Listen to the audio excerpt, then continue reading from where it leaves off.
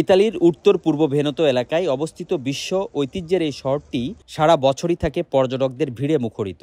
ভেনিসের সৌন্দর্য উপভোগ করতে প্রতিদিন বিশ্বের বিভিন্ন প্রান্ত থেকে ছুটে আসেন প্রায় 50,000-এর বেশি পর্যটক।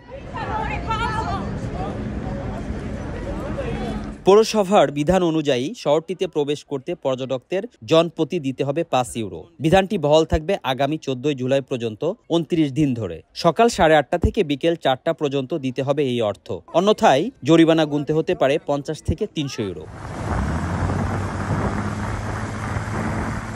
কিন্তু ভেনিস পৌরসভার এই সিদ্ধান্তের প্রতি বিরূপ প্রতিক্রিয়া দেখিয়েছেন ব্যবসায়ীরা। তাতে সংখ্যা পর্যটকদের জন্য এই প্রবেশ মূল্য নির্ধারণ অব্যাহত থাকলে ভেনিসে পর্যটক আসা কমে যাবে, ফলে তারা ব্যবসায় ক্ষতিগ্রস্ত হতে পারে। এটি বন্ধের দাবি জানান তারা। স্বাধীনতা দিবস উপলক্ষে ইতালির ভেনিসে যে টুরিস্টের সমাগম হওয়ার কথা ছিল, টিকিট সিস্টেম হওয়ার কারণে আমরা টুরিস্টের সংখ্যা কম দেখতে পাচ্ছি। আমার ব্যক্তিগত অপিনিয়ন হচ্ছে যে এই টিকিট সিস্টেম চালু থাকলে ভেনিসে সকল শ্রেণীর ব্যবসার উপর একটা বিকট প্রভাব পড়তে পারে। বছরে এই ট্যাক্স যে অর্পিত করার পরে ব্যবসাটা অনেক ডাউনের দিকে প্রভাব পড়বে, ওই দিক থেকে দৃষ্টিকোণ লক্ষ্য রেখে আমরা সবাই চাইতেছি এইটা ট্যাক্স যাতে ভেনিস থেকে তুলে দেয়, কারণ এটা যদি না হয় তাহলে ভেনিস ব্যবসায়ীরা অনেকটা ক্ষতির সম্মুখীন হবে বলে আমি মনে করি। 6000 mAh ব্যাটারির one and only Power Master NextG N73। অনেকেই বসবাস করে যাদের রেসিডেন্ট নাই বা দূরের থেকে আসে বা ট্যুরিস্ট, যারা একটা গ্রুপ আসে, একজন লোক যদি 5 টাকা করে লাগে তাহলে অনেক টাকার ব্যাপার সেবা, তাহলে অনেকে ঢুকতেছে না। একজন ফ্যামিলিতে যদি 4-5 জন লোক থাকে, 20-25 টাকা না 2 টাকা তারা অন্য হয় না স্পেস যা করবে, এতে একটা আমাদের ব্যবসায়ীদের উপর একটা এফেক্ট করবে।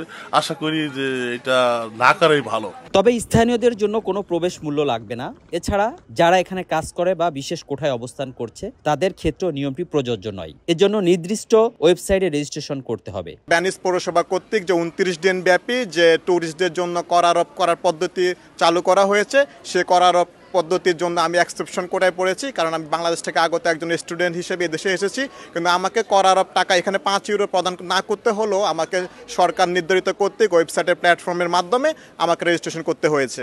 টুরিস্ট আছেন তাদেরকে হয়তোবা এটার জন্য 5 ইউরো লাগতে পারে। তো আমার মনে হয় কি এই যে ব্যাপারটা করছে এই আইনটা, এটা আসলে একটা ভেনিসে যারা ব্যবসায়ী আছেন তাদের উপর একটা প্রভাব পড়তে পারে। From Germany and I booked the hotel in Venice without the tax for tourists. When you stay here, when you sleep here, you don't have to pay the extra tax.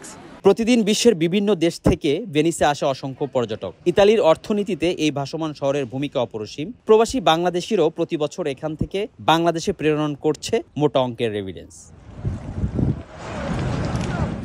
সমৃদ্ধ এই পর্যটন নগরীতে প্রবেশ করতে পর্যটকদের আজ থেকে গুনতে হবে অর্থ। কিন্তু এই আইন কতদিন বহাল থাকে সেটি দেখার বিষয়।